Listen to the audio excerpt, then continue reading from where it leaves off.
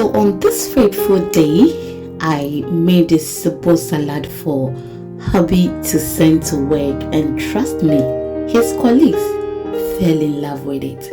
And today, that is what I'm sharing with you. Hello, nice to meet you. My name is Lena, and let's get started.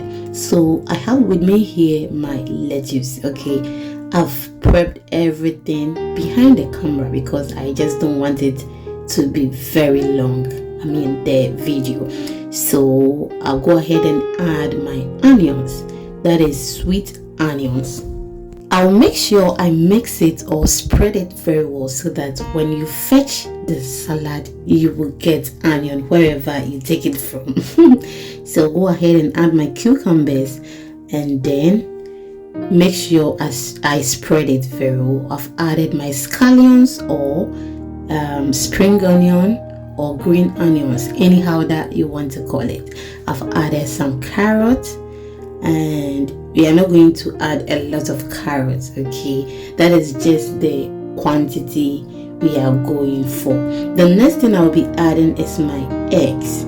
Yes, maybe someone wants eggs, or someone wants eggs when they are preparing their salad at home. So I decided to add some eggs. If you've watched me till this point and you haven't subscribed or followed, please, what are you waiting for? Can you smash on the red subscribe button and the bell icon for more videos? And if you're watching me from Facebook, Instagram, TikTok, please follow for more videos. Thank you so much for your time.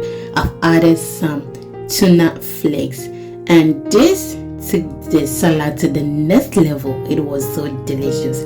You can omit this and use corned beef or sardine. It's also nice. I'll go ahead and add my baked beans. Ghanaian salad without baked beans is not salad. Anyway, you can make it without that, okay? So I've added that, and this is how the salad looks now. I'll go ahead and add my pasta or macaroni.